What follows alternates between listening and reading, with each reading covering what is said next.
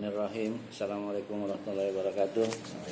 Alhamdulillah nahmaduhu wa nasta'inu wa nastaghfiruh wa na'udzu billahi min syururi anfusina wa min sayyiati a'malina may yahdihillahu fala mudilla lahu wa man yudlil fala hadiya lahu. Asyhadu an la ilaha illallah wa la syarika lah wa asyhadu anna Muhammadan abduhu wa rasuluh. Ya ayyuhallazina amanu taqullaha haqqa tuqatih wa la tamutunna illa wa antum muslimun. Ya ayyuhan nasu taqu rabbakumul ladzi khalaqakum min nafsin wahidah wa khalaqa minha zawjaha wa basta minhuma rijalan katsiran wa nisaa'a. Wattaqullaha allazi tasaaluna bihi wal arham innallaha kana 'alaikum raqiba. Ya ayyuhallazina amanu taqullaha wa qulu qawlan sadida yuslih lakum a'malakum wa yaghfir lakum dzunubakum wa may yuti'illah wa rasulahu faqad faza fawzan 'azima. Amma ba'du fa inna asdaqal hadis kitabullah wa khairal hadi hadi Muhammad sallallahu alaihi wasallam. Wa sharral umur muhdatsatuha fa inna kulla muhdatsatin bid'ah wa kulla bid'atin dhalalah wa kulla dhalalatin finnar. Kita teruskan pelajaran berikutnya tentang syarah akidah Ahlussunnah, masuk ke bab 76. Judulnya Ahlussunnah melarang memberontak kepada pemerintah. Ahlussunnah wal Jamaah melarang kaum muslimin keluar untuk memberontak terhadap pemimpin kaum muslimin apabila mereka melakukan hal-hal yang menyimpang. Selama hal tersebut tidak termasuk amalan kufur, amalan kufur, hal ini sesuai dengan perintah Rasulullah SAW tentang wajibnya taat kepada mereka dalam hal-hal yang bukan maksiat, dan selama belum tampak pada mereka kekafiran yang nyata. Jadi kalau masih Islam dia nggak boleh kita memberontak ya. Dijelaskan di sini berlaku bagi pemimpin Muslim yang berbuat zalim dan aniaya, yang masih menggunakan syariat Nabi Muhammad SAW. Namun apabila pemimpin itu telah kafir, maka boleh memberontak kepadanya dengan syarat-syarat yang ada pada pembahasan selanjutnya. Nanti ada di Fathul Bari ya. Syarah Muslim juga ada gitu. Jadi kalau dia udah berbuat syirik ya, menyembah-nyembah siapa yang ngajarin rakyatnya gitu, nah itu boleh kita memberontak itu berdasarkan hadis Nabi ini ya. Dalilnya hadis Nabi SAW dari Ubadah bin Samit, Rasulullah SAW memanggil kami, lalu kami membaiat beliau. Di antara yang beliau katakan kepada kami adalah agar kami selalu mendengar dan taat kepada penguasa dalam keadaan suka maupun tidak suka, dalam kesulitan ataupun kemudahan. Bahkan dalam keadaan penguasa mengurus kepentingannya mengalahkan kepentingan kami sekalipun. Tetapi kita tetap wajib taat dan tidak boleh kami mempersoalkan suatu perkara yang berada di tangan ahlinya atau penguasa ya. Selanjutnya beliau bersabda, kecuali jika kalian melihat kekufuran yang jelas dan kalian memiliki bukti yang nyata dari Allah dan hal itu ya, dalam hal itu ya. Jadi kalau kita lihat kekufuran, kita boleh memberontak. Hadisnya riwayat Al-Bukhari nomornya 7055 sampai 7056 dan Muslim nomor 1709 dan 42, Kitabul Imarah bab wujub taatil umara fi ghairi maksiyatin wa tahrimiha fil maksiyah. Ini juga bisa dilihat di kitab Fathul Bari bab 13 halaman 5 sampai 8. Kemudian fatwa-fatwa para ulama tentang pemberontakan. Nah, ini ulama pada berfatwa ya. Syekh yang pertama itu ya kekufuran ya. Misalnya Syekh Muhammad bin Salih Al-Utsaimin rahimahullah menjelaskan tidak bolehnya keluar dari ulil amri kecuali dengan beberapa syarat. Syarat yang pertama itu kekufuran yang jelas, ya, penguasa melakukan kekufuran yang jelas. Yang kedua, tidak ada kesamaran tentang kekufurannya dan bukan kefasikan. Ya, masih fasik masih boleh ya. Yang ketiga, jelas-jelas dia melakukannya dengan terang-terangan, bukan takwil. Yang keempat, ada bukti dan dalil yang jelas dari Al-Quran dan As-Sunnah serta ijma tentang kekufurannya. Yang kelima, ada kemampuan untuk keluar dari mereka. Ya. Tuh, ada 5 itu ya. Sedangkan Syekh Albani tadi itu Utsaimin ya. Sedangkan Syekh Albani rahimahullah pernah ditanya apakah boleh keluar dari penguasa yang tidak berhukum dengan hukum yang diturunkan Allah, ya. Penulis ringkas jawabannya, kata beliau, kami berkesimpulan tidak boleh keluar atau memberontak pada zaman sekarang ini karena mafsadah atau kerusakannya yang diakibatkan lebih besar dengan terbunuh atau tumpah darahnya kaum muslimin dengan sia-sia dan tidak ada manfaatnya. Bahkan kerusakan tersebar di mana-mana dan tampak pengaruh yang jelek pada masyarakat kaum muslimin. Nggak boleh. Lebih Tegas gitu. Syekh Albani gitu kan. Jadi terkecuali kalau udah kufur dia ya, kalau kufur itu harus kita berontak, keluar paling tidak ya. Terus dia punya kemampuan juga, kalau nggak punya kemampuan mati juga kan. Ya, kan? Kalau kita emang benar-benar membela agama Allah berarti syahid kan gitu. Sedangkan Syekh Abdul Aziz bin Baz ya, rahimahullah yang wafat tahun 1420 Hijriah menjelaskan pula tentang masalah tersebut. Yang pertama harus melihat pada maslahat dan mafsadahnya. Jadi baik dan buruknya ya. Yang kedua yang menjelaskannya adalah ulama Ahlus Sunnah. Jadi bukan kita individu ya, ulama yang ini. Oh ini dia kufur, orang gitu. Walaupun dia penguasa ya. Yang ketiga harus memperhatikan kaidah menolak bahaya harus lebih didahulukan daripada mengambil maslahatnya. Jadi kalau bakalan kalah ya. Kita perang juga kalau bakalan kalah mah nggak usah ini mati aja. Nggak usah ngelawan nanti kita kuat gitu kan. Gitu. Tapi sekarang nih kita ngelawan Amerika nggak bakal bisa menang gitu kan. Yang bagus tuh Syekh Albani, iya. Gitu. Tapi kalau kita udah tahu kalau kita kalah kan ngelawan. Tujuannya biar mati syahid gimana? Kalau kita nggak boleh juga, terkecuali kita diserang. Kalau kita diserang harus ngelawan dong, kan gitu. Itu udah nggak pakai akal Pak ya? Ya emosi jadi hawa nafsu kan.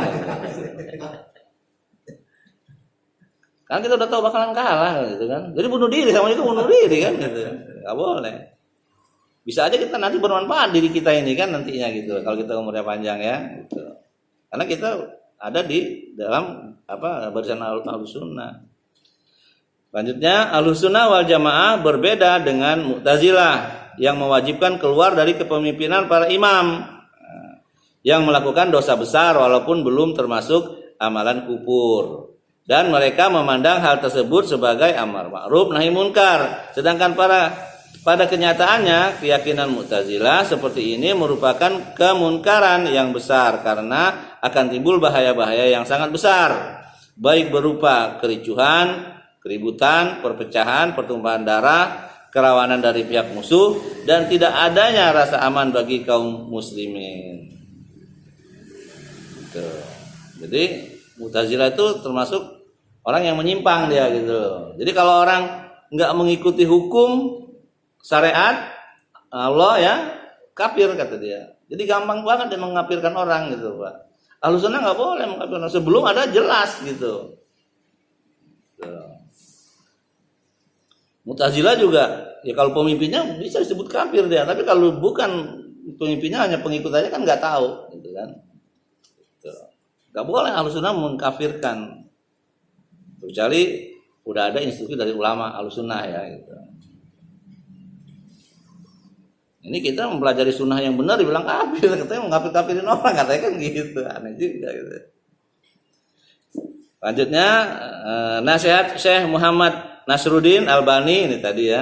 rahimahullah, saya nasihatkan kepada para pemuda yang memiliki semangat jihad dan ikhlas karena Allah, hendaklah mereka mendahulukan perbaikan diri dari dalam. Oh, perbaikin dulu dirinya. Udah bener apa belum kan gitu. Dan mengakhirkan perbaikan keluar yang tidak ada tipu daya di dalamnya. Dan ini menuntut pekerjaan yang tekun dan waktu yang lama dalam mewujudkan tasbiyah atau pemurnian ajaran Islam dan tarbiyah, pembinaan dan pembelajaran. Karena sesungguhnya pekerjaan ini tidak akan terlaksana melainkan oleh para ulama yang terpilih, para pendidik yang bertakwa. Betapa sedikitnya mereka pada zaman ini, khususnya pada kelompok yang memberontak kepada pemerintah. Ya lebih tegas tadi Bang, gitu kan. Suruh belajar dulu, perbaiki dulu diri kita ke dalam, artinya kan. Udah bener belum kita juga kan gitu. Terkadang sebagian mereka mengingkari pentingnya tasbiyah ini sebagaimana yang terjadi pada sebagian kelompok Islam. Mereka beranggapan bahwa tasbiyah telah hilang masanya, lalu mereka berpaling ke arah politik dan jihad.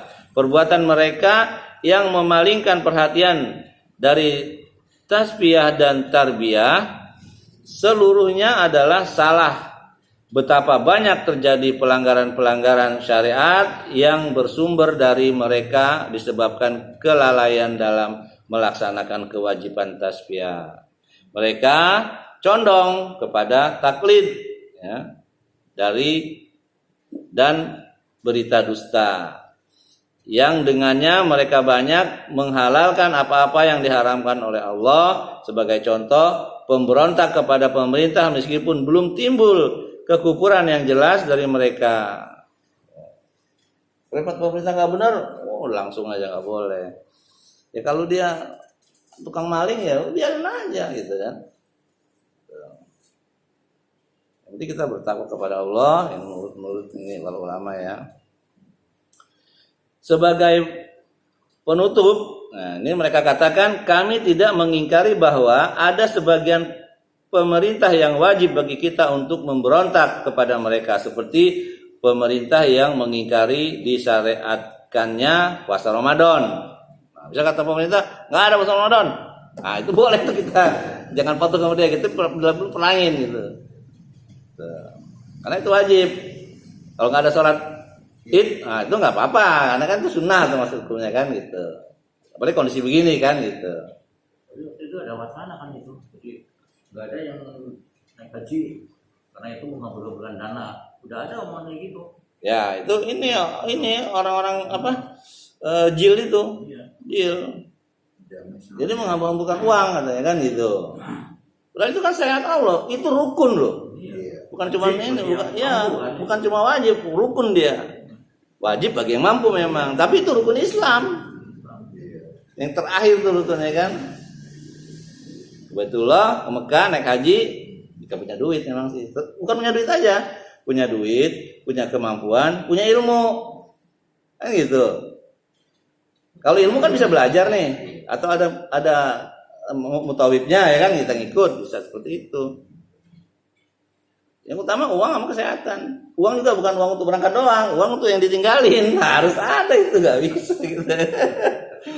Kita pergi sholat ditinggalin kelaparan kan, dosa juga. Gitu nggak boleh. Karena kan orang nggak ngerti, gitu kan. Yang penting mau jual berangkat kan gitu. Nggak tahu yang di sini berangkat begitu pulang habis semua hartanya, gandangan ya kan. Ada tuh banyak orang-orang situ tuh. Karena dia emang pengen gitu kan. Itu nggak boleh berlebihan namanya.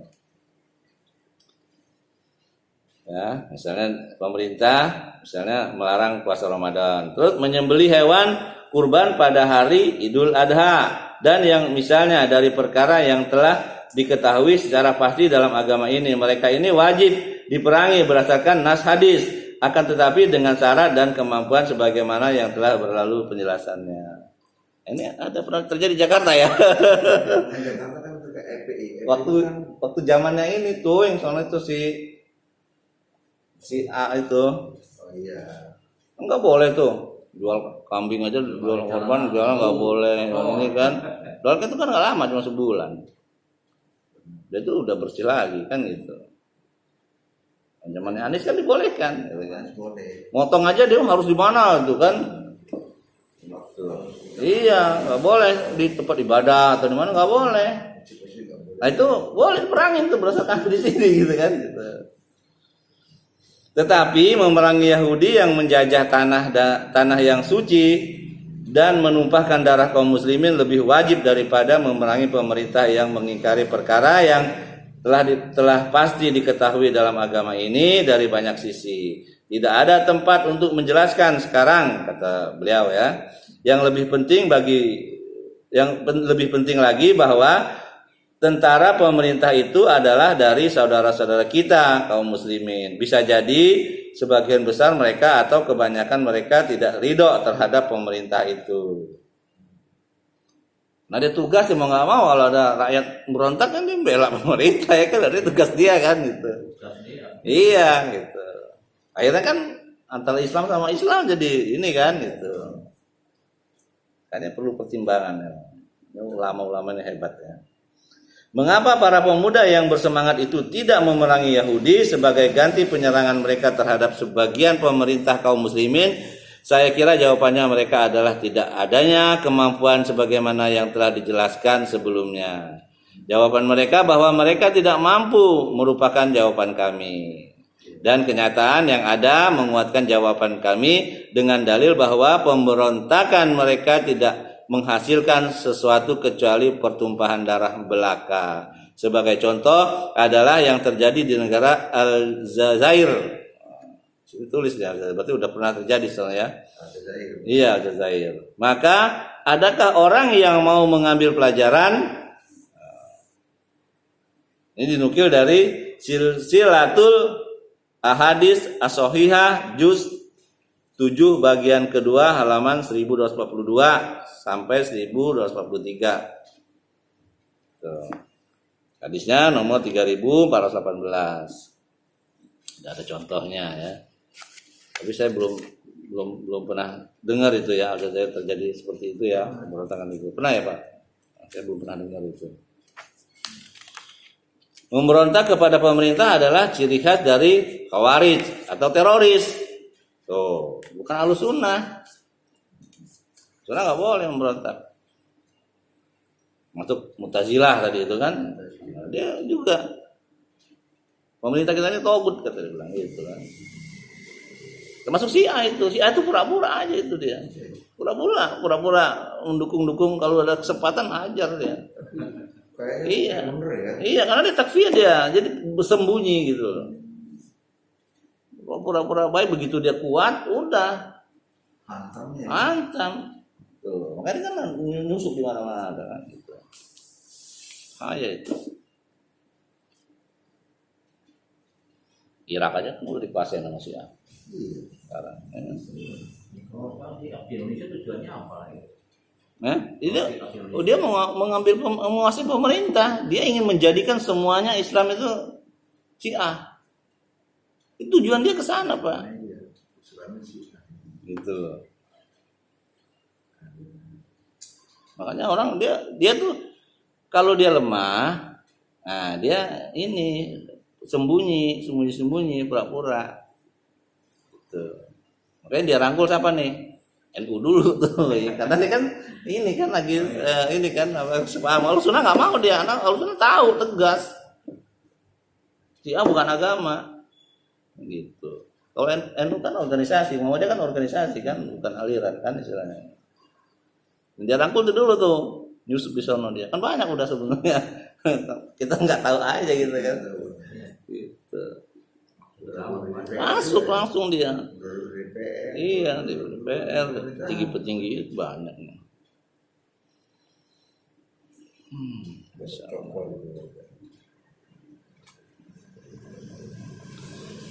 Al-Imam Al-Barbahari berkata dalam Syahrus Sunnah, setiap orang yang memberontak kepada imam atau pemerintah kaum muslimin adalah khawarij, dan berarti dia telah memecah belah kesatuan kaum muslimin dan menentang sunnah serta matinya seperti mati jahiliyah. Menumpahkan darah muslimin dan memberontak terhadap pemerintah merupakan ciri khas utama sekaligus simbol dan syiar paling besar firqah Khawarij. Itu cirinya. Namun mereka mengklaim bahwa pemberontakan yang mereka lakukan itu sebagai jihad yang merupakan amalan tertinggi dalam Islam. Jihad kan amalan tertinggi kan, tapi kan memerangi kaum kafir yang memerangi Islam. Ini enggak. Kalau dia berbuat dosa besar, kafir serang, halal darahnya. Tuh. Kalau nggak ikutin apa kata dia, kafir. Itu Khawarij termasuk Mu'tazilah ya itu. Yang JAD itu tawar berarti ya. Gimana? JAD. Apa dia? Itu yang anaknya mati, ibunya mati, suaminya mati, kantor polisi yang dibongkar. Oh iya, bisa jadi itu. Itu kayaknya hamba. Iya. Pokoknya yang nyebar-nyebar bom itu tuh, Iya, itu kan yang meninggal bukan orang yang iya. ini. Karena kalau yang Islam yang halus sunnah nggak begitu caranya. Bunuh diri, ngapain nulis masuk neraka kan? As-Sah Rastani berkata, setiap orang yang memberontak kepada imam yang telah disepakati kaum muslimin disebut Khawarij. Sama saja apakah dia memberontak di masa sahabat kepada khulafaur rasyidin atau setelah mereka di masa tabi'in dan para imam di setiap zaman. Tercatat dalam sejarah bahwa pemberontakan pertama kali dalam Islam dilakukan oleh Dzul Khuwaisirah, yaitu cikal bakal Khawarij yang kemudian menurunkan generasi yang berpemikiran sesat seperti dia. Demikian juga tercatat pada perkembangan berikutnya. Tidak ada satupun pemberontakan kecuali pelakunya adalah Khawarij dan Syiah Rafidah. Oh, Syiah kan? Syiah Rafidah.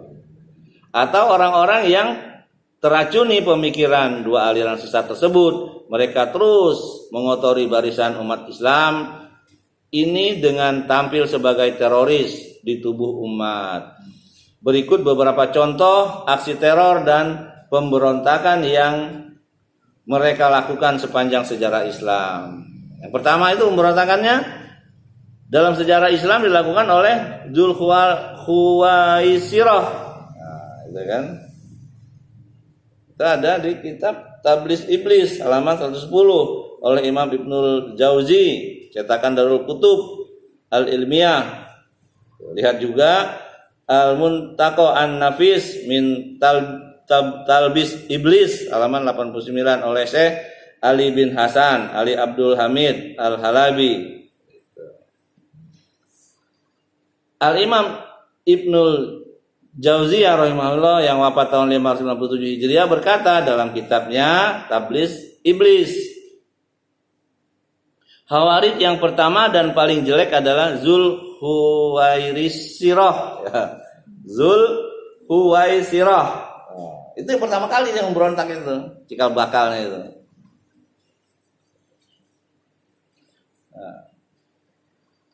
Imam Al-Bukhari rahimahullah yang meriwayatkan dari Abu Sa'id Al-Khudri radhiyallahu anhu bahwa ia berkata, Ali pernah mengirim sepotong emas dalam kantong kulit yang telah disamak dari Yaman kepada Rasulullah SAW dan emas itu belum dibersihkan dari kotorannya. Maka Nabi SAW membaginya kepada 4 orang. Uyainah bin Badr, Aqra bin Habis, yang ketiga Zaid bin Khail, dan yang keempat Alqamah atau Amir bin At-Tufail. Maka seorang dari sahabat mereka mengatakan, kami lebih berhak dengan harta ini dibandingkan mereka. Ucapan itu sampai kepada Nabi SAW. Maka beliau bersabda, apakah kalian tidak percaya kepadaku padahal aku adalah kepercayaan zat yang ada di langit? Maksudnya Allah ya. Kok Allah aja percaya, kenapa enggak itu kan? Wahyu turun kepadaku dari langit di waktu pagi dan sore. Hadis riwayat Al-Bukhari nomor 4351, Muslim nomor 1064 dari sahabat Abu Sa'id Al-Khudri.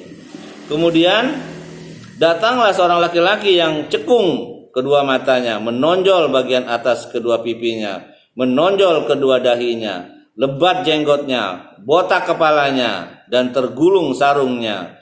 Orang itu berkata, bertakwalah kepada Allah, wahai Rasulullah. Maka Rasulullah SAW menjawab, belagu banget nih orangnya, nyuruh Nabi bertakwa, padahal Nabi lebih takwa ya kan. Kemudian Nabi menjawab nih, celakalah engkau, bukankah aku manusia yang paling takwa kepada Allah di muka bumi? Oh, gitu kan? Oh, Nabi disuruh bertakwa, ya kan? Itu tadi orang Khawarij itu. Iya, orang Khawarij itu ya. Orang laki-laki namanya nggak dijelasin ini ya. Matanya menonjol katanya kan. Udah jelek pasti dong. Iya, katanya menonjol, bagian atasnya kedua pipinya juga menonjol, kedua dahinya juga nonjol. Jenggotnya lebat ya. Palanya botak pula ya kan. Katanya Nabi, bertakwalah kau. Ya Rasul, ya Nabi katakan gitu, bukan Rasulullah ya. Wahai Rasulullah, dia bilang gitu kan. Maka Rasulullah SAW menjawab, celakalah engkau, bukankah aku manusia yang paling bertakwa kepada Allah dan di muka bumi ini. Kemudian orang itu pergi, maka Khalid bin Walid radhiyallahu anhu berkata, wahai Rasulullah, apakah harus aku penggal lehernya? Nabi SAW bersabda, jangan, dia masih sholat, yakni masih muslim. Khalid radhiyallahu anhu berkata, berapa banyak orang yang sholat berucap dengan lisannya, artinya syahadat ya, ternyata bertentangan dengan isi hatinya. Nabi SAW menjawab, aku tidak diperintahkan untuk mengorek isi hati manusia dan membelah dada mereka. Kemudian Nabi SAW melihat kepada orang itu seraya bersabda, sesungguhnya akan keluar dari keturunan orang ini sekelompok kaum yang membaca kitabullah Al-Quran secara kontinu namun tidak melampaui tenggorokan mereka. Masya Allah ya. Nah ini, yakni bacaan tersebut tidak sampai masuk ke dalam hatinya, yang dengan itu dia dapat memahami apa yang dibacanya. Dia paham bacanya tapi nggak masuk ke dalam hatinya, hanya sampai tenggorokan. Itu Khawarij itu. Makanya kata Nabi, kalau bacaan Quran, sholat kalian ini nggak ada apa-apanya dengan mereka. Tapi mereka bacaan Al-Qurannya cuma sampai tenggorokan, nggak sampai ke hati. Ya, jadi jangan terpengaruh terpedaya dengan orang jidatnya tebal ya, jidatnya hitam gitu kan, banyak sujud, baca Qurannya hafiz ya, bersih. Ternyata nggak nyampe hati dia, tenggorokannya aja. Mereka melesat keluar dari batas-batas agama, layaknya anak panah yang melesat menuju sasaran buruannya. Dan saya, maksudnya perawi ya, kira beliau sallallahu alaihi wasallam bersabda, jika aku menjumpai mereka lagi, niscaya aku akan bunuh mereka seperti dibunuhnya kaum Samud. Ya, hadis riwayat Al-Bukhari nomor 4351 dan 7432, Muslim 1064 dan 144, Abu Daud dan yang lainnya ya. Dari sahabat Abu Sa'id Al-Khudri radhiyallahu anhu. Dalam riwayat lain disebutkan bahwa ketika kami bersama Rasulullah sallallahu alaihi wasallam dan beliau sedang membagi ghanimah, tiba-tiba Zulhuwaisirah, seorang dari Bani Tamim mendatangi beliau seraya berkata, wahai Rasulullah, berbuat adillah. Ada lagi nih orang yang rese nih, ya kan? Orang bagi-bagi harta ini dibilang nggak adil katanya kan gitu. Kemudian Rasulullah SAW bersabda, celakalah engkau, siapa lagi yang dapat berlaku adil jika aku sudah dikatakan tidak adil? Sungguh celaka dan rugi jika aku tidak dapat berbuat adil. Lalu Umar berkata, wahai Rasulullah, izinkan aku memenggal lehernya.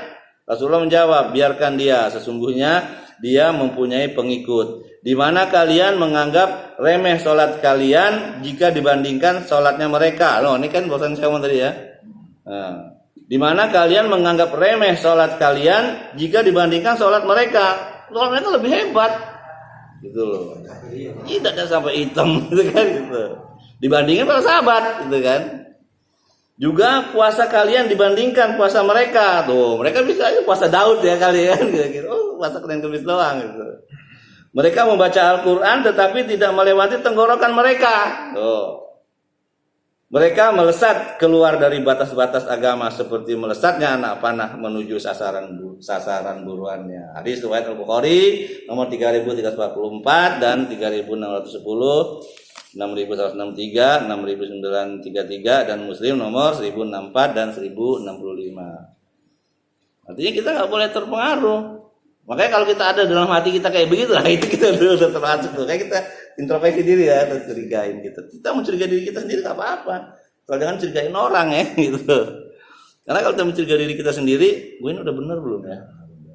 Gitu loh. Artinya ada perbaikan. Iya. Oh ternyata masih males-males ya. Sholat masih kadang-kadang masih ada ria. Untuk ilmu juga ogah-ogahan, gitu kan? Kita introspeksi diri. Karena Umar bilang, hisaplah dirimu sebelum dihisap oleh Allah nanti. Kita hisap dulu diri kita ini, gitu kan? Gitu. Dalam riwayat yang lain beliau bersabda, akan keluar dari keturunan orang ini suatu kaum yang mereka itu ahli membaca Al-Quran, namun bacaan tersebut tidak melewati tenggorokan mereka. Mereka melesat keluar dari batas-batas agama seperti melesatnya anak panah menuju sasaran buruannya. Mereka membunuh ahlu Islam, ya, dan membiarkan hidup ahlu ausan, termasuk orang kafir ya, ausan itu penyembah berhala. Jika aku sempat mendapatnya mereka, akan kubunuh mereka dengan cara pembunuhan terhadap kaum Ad. Dari yang lain ya, lebih tegas lagi. Ini dari hadisnya riwayat Al-Bukhari nomor 3344, Muslim dan Abu Dawud ya. Imam Ibnul Jauzi rahimahullah kemudian berkata, orang itu dikenal dengan nama Zul Huwaisirah At-Tamimi. Dia adalah Khawarij pertama dalam Islam. Penyebab kebinasaannya disebabkan dia merasa puas dengan pendapatnya sendiri. Seandainya dia berilmu, tentu dia akan mengetahui bahwa tidak ada pendapat yang lebih tinggi daripada pendapat Rasulullah SAW. Makanya nggak boleh orang bikin-bikin syariat sendiri, itu kan? Nah, itu bahayanya ini, ya kan?